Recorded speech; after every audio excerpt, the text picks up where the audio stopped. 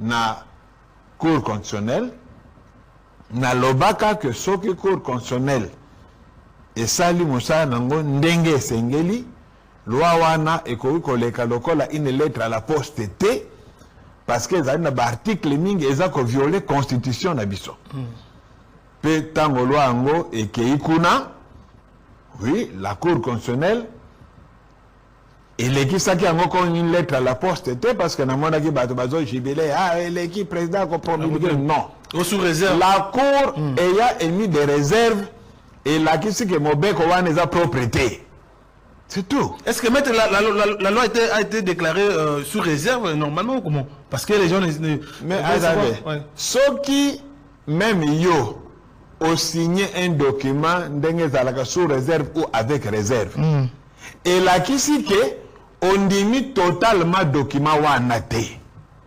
Donc la Cour, tant à émettre la réserve, c'est que loi wana ezali potable été. Il fallait retoucher yango. Et ngana lobaki avant même chef de l'État avant même Cour constitutionnelle appelle ça arena ye na lobaki loi wana eza na ba article o ezali ko violer constitution, il faudra chef de l'État azongi sango en seconde lecture na parlement. Na lobaki yango avant. Mais la question na yo komona que président asali ndenge ngana lobaki avant. Non, c'est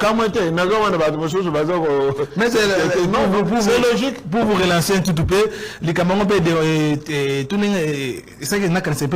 à chaque fois que vous venez dans la télévision, à travers Baïdé Nayo, on anticipera justement qu'est-ce qui se passe? Est-ce que parce que vous maîtrisez le domaine non, c'est-à-dire, nous toujours différence entre Ngaï. Nabande comme sous salaka ba analyse ou ba intervention à la télévision, c'est que ngai na salaka ba analyse nanga sans passion. Na salaka analyse te pona ko sepelisa mutu. Na salaka analyse en tenant compte de la science, du droit et de l'intérêt général. Donc nayaka wate pona kocha en exergue intérêt nangai.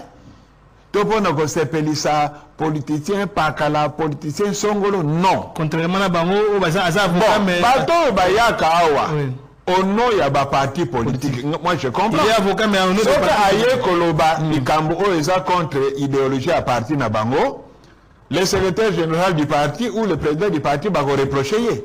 C'est ça le problème. Bon, moi je suis tellement libre, tellement indépendant que nayaka na kombo na ngamoko.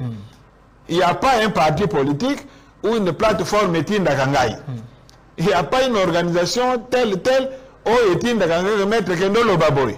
Donc moi j'ai réfléchi na mutu na mayele o yangamoko. C'est ainsi que depuis que Nassala a intervention nanga, en tout cas Nassala n'a jamais démenti.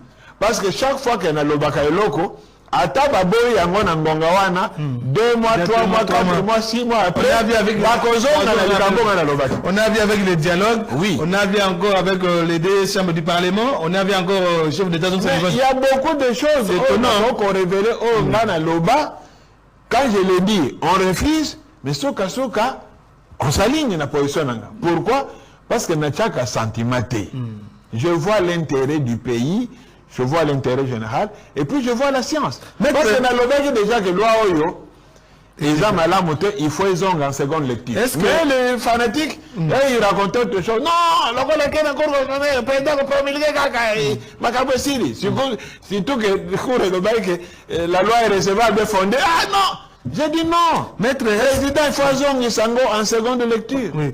Donc là, moi je félicite le chef de l'État pour avoir fait ça. Et maintenant ici, nous avons des députés nationaux, des sénateurs, basés à la hauteur de leur tâche. Basala qui est élu par l'union sacrée. Très bien. Basala qui est élu par la population pour défendre les intérêts de la population. Ouais. Donc, messieurs les parlementaires, bolongola tous les articles qui font allusion au changement. Parce que le changement est anticonstitutionnel, le changement n'est pas prévu par la Constitution. Cette loi référendaire, il faut dire qu'elle est uniquement pour les 3 matières OYO, Constitution et prévoyant, c'est-à-dire article 2, pour un changement il y a capital, article 214 pour une adjonction ou cession de territoire, l'article 218 pour une révision de la constitution. Toutes les autres matières là, la loi Gondanko, pour que le président a promulgué la loi.